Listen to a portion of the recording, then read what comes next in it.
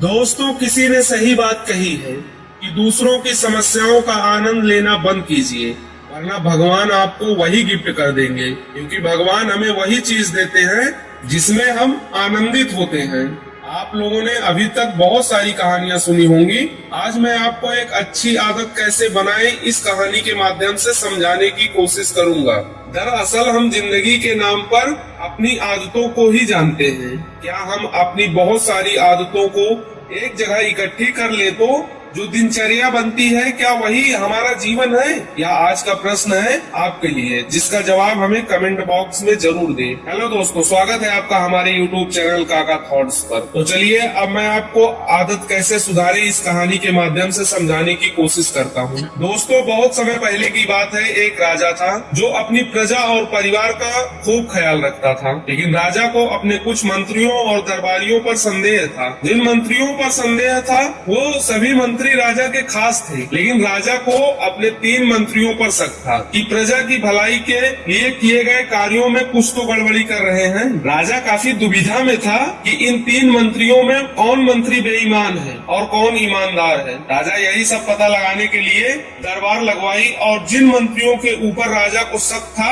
उन्हीं की ओर इशारा करके राजा बोला कि हमारा जन्मदिन आ रहा है, हम चाहते हैं कि आप तीनों मंत्री हमारे लिए जंगल जाकर अच्छे ताजे मीठे फल तोड़कर भेंट करें हमें। तीनों मंत्री राजा की बात सुनकर धीरे से अपनी गर्दन झुकाकर सहमति जताई। राजा अपने सैनिकों को आदेश देता है कि इन्हें एक एक थैला देकर घने जंगल में छोड़ दिया जाए। सैनिक तीनों मंत्रियों को जंगल में छोड़ देते हैं। जंगल पहुंचने के बाद पहला मंत्री सोचता है कि मैं जल्दी से महाराज के लिए अच्छे स्वादिष्ट मीठे फल इकट्ठा करके महाराज के समक्ष भेंट भी कर दूं। और पहला मंत्री ये सब कर भी लेता है, लेकिन उसे ये सब करने में काफी मेहनत और कई चुनौतियों से गुजरना पड़ा और थैला भरते भरते वह काफी थक भी गया।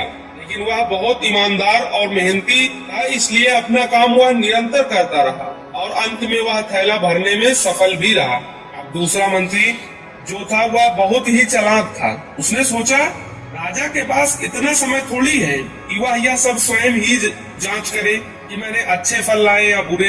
और यही सब सोचते हुए वो जमीन पर पड़े फल को एकत्रित करके उन्हें अपने थैले में रख लिया और आराम से पेड़ की छांव में बैठकर शाम होने का इंतजार करने लगा। अब इधर जो तीसरा मंत्री था वो दूसरे वाले से भी बड़ा वाला होशियार था। उसने सोचा कि राजा ज्यादा से ज्यादा थैले की लंबाई या वजन ही तो देखेगा। राजा के पास इतना टाइम कहाँ होगा कि वो थैले के अंदर क्या है क्या नहीं ये देखने लगेगा। और यही सब सोचते विचारते हुए वह थैले के अंदर कंकड़ पत्थर कुछ हरी पत्तियां भर के पेड़ की छांव में विश्राम करने लगा। और जैसे ही शाम हुई वे तीनों राजा के कहे अनुसार तीनों मंत्री अपना अपना थैला लेकर महल की ओर चल पड़े। तीनों मंत्री महल पहुंचकर राजा के समक्ष पेश हुए और जब राजा ने देखा कि तीनों मंत्री अपने अपने थैले के साथ आ गए हैं तो राजा ने तीनों मंत्रियों को 1 माह के लिए कैद कर लेने का हुक्म सुना दिया और सिपाहियों को आदेश दिया कि 1 माह तक इनको कुछ भी खाने पीने के लिए न दिया जाए। ये अपने साथ थैले में जो फल लाए हैं उसे ही खाकर 1 माह गुजारेंगे। जो पहला मंत्री था जिसने अपने थैले में अच्छे और ताजा अलग अलग फल अपने थैले में जमा किए थे, उसने जेल में 1 महीना आराम से गुजार लिए अच्छे फल खाते हुए जो उसने खुद जमा किया था। उसके बाद जो दूसरा मंत्री था जिसने बेकार और खराब फल अपने थैले में रखे थे, उसे वही बेकार और खराब फल 1 माह तक खाने पड़े और वह उस जेल में ज्यादा दिनों तक टिक नहीं पाया और बाद में वह खराब फल खाने की वजह से बीमार पड़ गया और उसकी तबीयत खराब हो गई। अब जो तीसरा मंत्री था जो बहुत ही बेईमान और आलसी था, जिसने अपने थैले में सिर्फ हरी पत्तियां और कुछ छोटे मोटे कंकड़ पत्थर भरे थे, क्योंकि उसके थैले में खाने के लिए कुछ नहीं था, तो वह 1 माह के लिए क्या खाता। और तभी उसे अपने बेईमानी और आलस्य पर पछतावा होने लगा कि शायद मैंने उस दिन थोड़ी मेहनत करके इस थैले में फल रख दिए होते तो आज मेरा यह हाल नहीं होता। और वह बिना कुछ खाए पिए जेल में ही मर गया।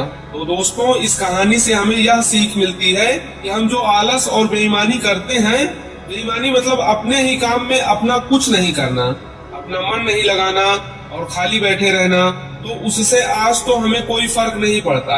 आज तो हम अपने काम में आलस करके आराम कर लेते हैं, लेकिन कल भविष्य में कुछ दिन के बाद हमें उस पर पछतावा होता है। आपने बहुत से लोगों को यह कहते हुए सुना होगा कि काश उस समय पर मैं ऐसा कर लेता तो आज उस इंसान की जगह मैं होता। लेकिन उस समय पर उन लोगों ने आलस को अपनाया था, इसलिए वह आज जहाँ के हैं वही है। और जिससे मेहनत को अपनाया था वह इंसान अपनी मंजिल में आगे बढ़ गया। तो अपने काम के साथ बेईमानी और आलस से बिल्कुल भी मत करो, उसके बाद तो हमें पछतावे के अलावा और कुछ भी नहीं मिलता।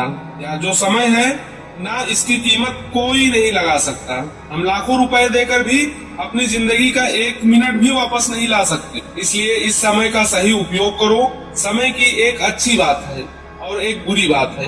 अच्छी बात यह है कि हम उसे किन चीजों में गुजारते हैं यह हमारे हाथ में होता है, और बुरी बात यह है कि समय गुजर जाता है और सभी के पास दिन में 24 घंटे होते हैं, गरीब के पास भी और अमीर के पास भी। बस यह हमारे हाथ में है कि हम उस समय से क्या नया कर सकते हैं। तो अपने एक एक पल का हिसाब रखो कि हम उन्हें किन चीजों में गुजार रहे हैं। तो अगर आप इस कहानी को और भी लोगों तक पहुंचाना चाहते हो